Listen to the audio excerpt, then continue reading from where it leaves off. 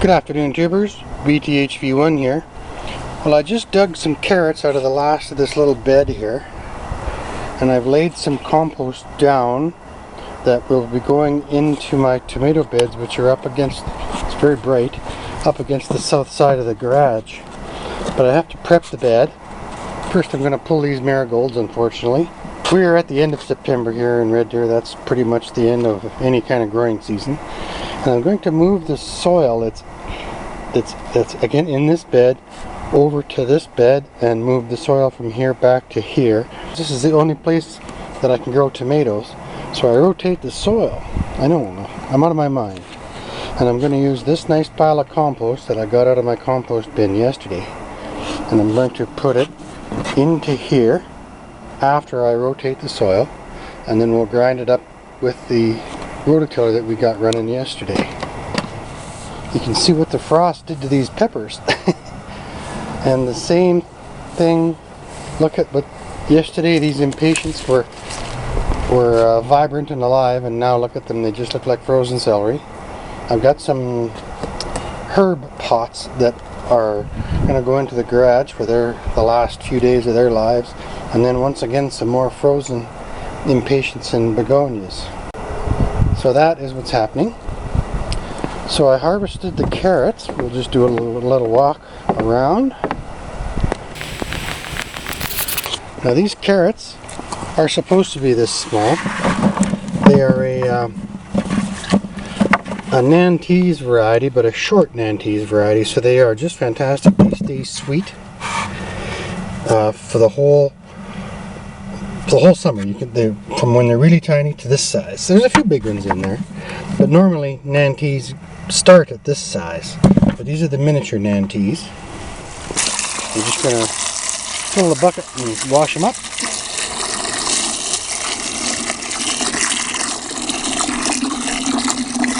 Let them soak for a few minutes. So in my video that I made yesterday, you may remember I tested the rototiller right there. Well, now the whole thing is nicely rototilled. The corn was on this side, so that was a hard day on my back, digging out that corn and then rototilling. You can see there's clumps of compost in there. Small black pieces of compost right there. And that'll all deteriorate down to nothing by the end of the winter and spring. And now my compost bin is empty. So yesterday was a tough day on the, well, there's some fresh carrot tops and stuff in there. Yesterday was a tough day on the old sacharelliac. So I'm going to put a little bit of peat moss in here. It is dry here this year. We haven't had a half an inch of rain all month. My nice big apple tree, which is going to be trimmed. The vertical branches will be coming off, clipped to the outgoing bud. Got some nice daylilies along the back of my garden, competing with the acid in the soil with the spruce trees. So anyway, this is prepping for winter now. Kind of sad to me. I love winter, I just don't like the length of it. So this little L-shaped garden and this little 22-foot long tomato bed provides us with more groceries than you can ever imagine. I also have along the back another little vegetable garden. It's a little more crude, it's not as pretty as the others. Got some more of those Nantes carrots. These are the long ones, so they'll be 10 inches long and more. And then I store my potted soil back here. And here's my potatoes. They're all frozen, but they're still hiding underground, nice and safe. Best place to keep potatoes around here is in the ground until it freezes, and then you gotta guess when to dig them. So anyway, a little quick tour of the yard. She's looking kind of fall-like now. Although this big old poplar still hasn't turned yellow. I love to hate that tree. So things are really shaping up for fall preparedness. So we should have a lot of volunteer marigolds next year, because all you have to do with a mature marigold flower is pull on the flower, and there's the seeds.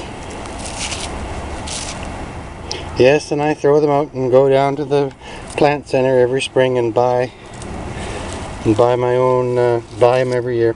But if times were hard, you could, grow your own stuff. Here we go. A lot of gardeners do. I'm just a bit too busy for that. So you just take the top of the plant and pull, and there's your marigold seed. So I don't mind it if they volunteer. It's just cool stuff. Okay, BTHV1 here.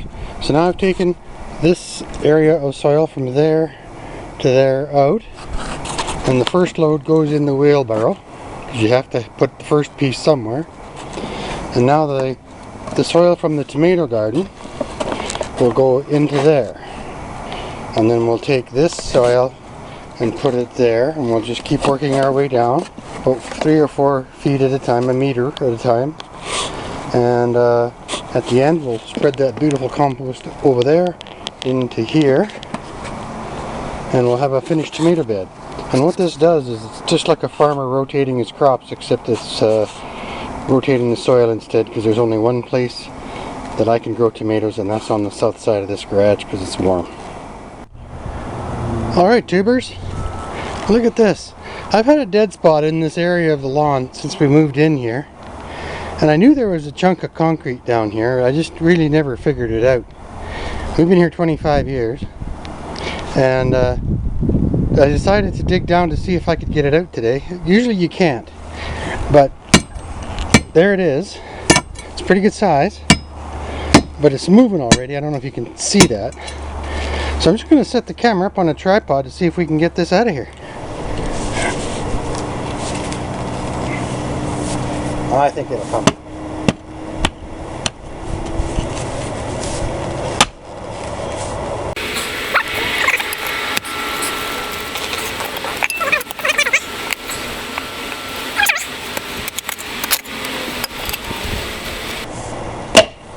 There we go.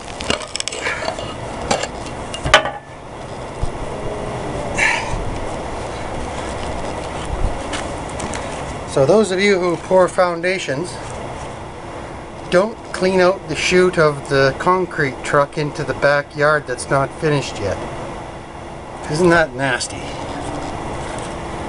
I've wanted to get that out of here for a long time. I just thought it might be thicker than what it was.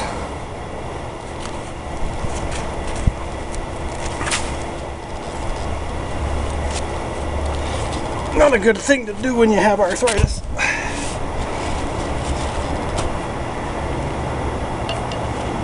There, now that piece of lawn should be a little healthier. Isn't that ugly? Gives you an idea of the size. Now I can fill this in with some of my precious soil. Well, I got the dirt transferred from here to here and back from there to there. So now, and I have my compost spread. It's dark so you don't really see it, but if you look closely it's in there. So now I'm going to rototill it in. I have repaired my patch of grass right on the edge there. It'll grow back. And there's my chunk of concrete that I took from underneath the soil. Might have to make I got an idea.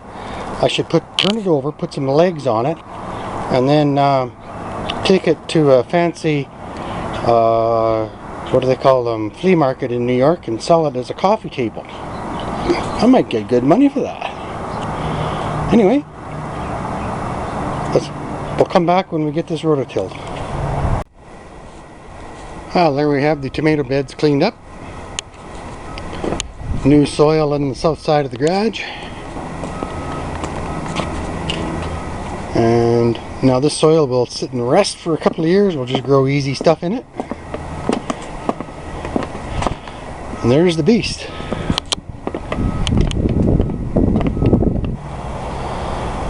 That's just nuts. Now I gotta find a place to put it. But I'm happy with my flower beds being, or tomato beds, vegetable beds, carrot beds being done. Even in this late season we get pretty good sun on there.